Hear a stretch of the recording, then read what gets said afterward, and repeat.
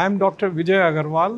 I'm the president of Consortium of Accredited Healthcare Organizations, CAHO, which is in India, but we are also working beyond our country. Our main aim has been to promote patient safety and quality, and therefore coming here to AMTZ is always a great experience to see what kind of an institution that has been created here.